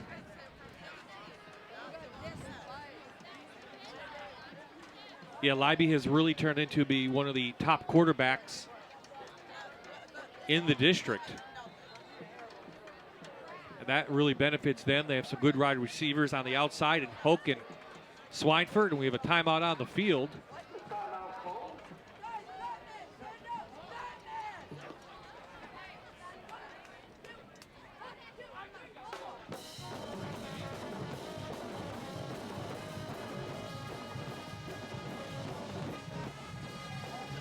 So next week we hit the road, college football, October 17th. That's a week from tomorrow. It'll be Cheney University taking on Lock Haven. Lock Haven at Shippensburg tomorrow. And our game will kick off just after 2 o'clock.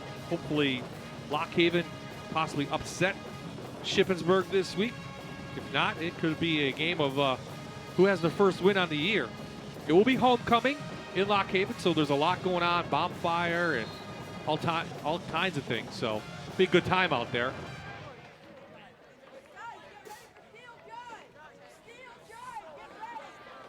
College football coming up tomorrow here on MyTV at noon. It's Virginia against Pitt. And then at 3:30, Tennessee State takes on UT Martin. That's tomorrow, college football here on MyTV. And don't forget on Fox 56, some great NFL games as well. And a couple top 10 teams playing tomorrow in college football on Fox as well. So this one is in the books. Selinsgrove moves to 6-0 on the year. Mifflinburg drops to 0-6. The final score, 54-26. Aaron Dugan. We'll talk to the winning coach and our 2 players of the game. It's the Northwoods Nissan postgame show on the way. This is a Fox 56 sports presentation of high school football on MyTV WQMY. Brought to you by Mifflinburg Bank and Trust.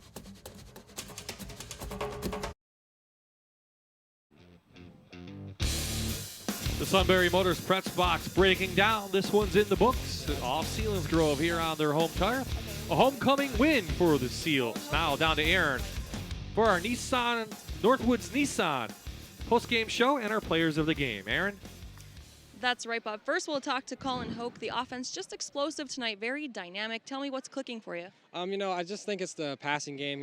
Years past, we haven't really been able to pass as much, but now that our running game is very good, I think the passing game's been able to open it up, which, also helps vice versa with the running game. So I think that's pretty much the main, I guess, catalyst in the way of our offense. When you talk about that running game, the line really doing a great job. Javon getting some major yardage. Talk about the work they do.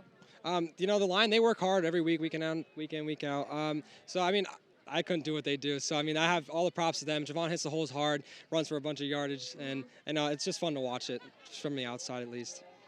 Now you're rolling, you're getting to a rhythm. You beat Berwick. You have 2 big games coming up. What's the key to staying focused and keep winning? I think just basically, I got to keep these guys, I got to keep them focused, poised, see what we can do. I mean, we just got to practice hard. We can't just take any weeks off, and then I think we just got to come to play like we've always been able to. I'm not worried about that. I think we're always going to be prepared to go. Great job tonight. Thank you. Thank you very much. Move on to our other player of the game, Nick Swineford. I'll ask you the same thing. Your offense, it's really clicking, the 1-2 punch, Logan and Javon. How's everything coming together for you guys? Logan's just doing a great job, obviously, with the quarterback. He's making great passes, and Colin and I making great catches. And the running game, Javon's doing great. He's hitting the holes, and he's just a great running back, and it just helps out a lot so we can pass and run, and it's just easy. And not just offensively, but defensively. You're really limiting teams. Just tell me about how the defense has been coming through. Well, defense, we watch a lot of film. The coaches, they know exactly what they're going to do. The defense knows what they're going to do. Practice hard all week, and it's just really easy, when it comes to game time, because what we're going to do, and it just goes together from there. Make interceptions, make plays, and the defense is just doing a great job. 5-0, it's got to feel fantastic. But what's the key to keeping your head level and just looking forward to those tough games coming up? Oh, we love tough games. Like a week like this is. It's kind of easy, we just want to do a great job, and next week it's going to be a hard game, but we love hard games, and we're going to do great. All right, great job tonight. Thank you very much. All right, guys, we'll throw it back up to you, and I'll see what I could do to grab Coach Hicks. Well, thank you. Big win for Selinsgrove. John, not much more you can say about the Seals. We saw it all tonight.